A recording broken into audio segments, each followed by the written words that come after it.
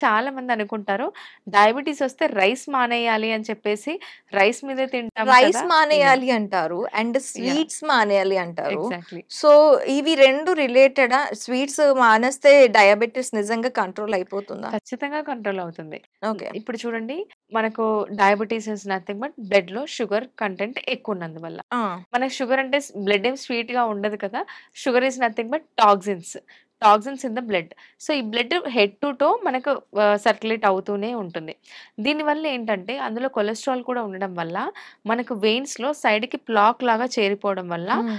మెల్లిగా మెల్లిగా అథెరోస్క్లెరోసిస్ అంటాం. అంటే హార్ట్‌లో వెయిన్స్ బ్లాక్ అయిపోవడము, బ్లడ్ హ్మ్. సర్క్యులేషన్ సరిగ్గా అవ్వకపోవడం వల్ల బ్లడ్ ప్రెషర్ కూడా లీడ్ అయ్యే ఛాన్సెస్ ఉంటుంది. సో, ఇక్కడ మనం కంట్రోల్ చేసుకోవాల్సింది ఒకవేళ కొలెస్ట్రాల్ ఉంటే కొలెస్ట్రాల్, షుగర్ కూడా తగ్గించామనుకోండి ఆటోమేటిక్‌గా మనకు మజిల్‌లో ఉన్న ఎక్స్‌ట్రా గ్లూకోజ్ గాని, గ్లైకోజన్ గాని గ్లూకోజ్‌గా కన్వర్ట్ అయ్యి మనకి ఎనర్జీనిస్తుంది.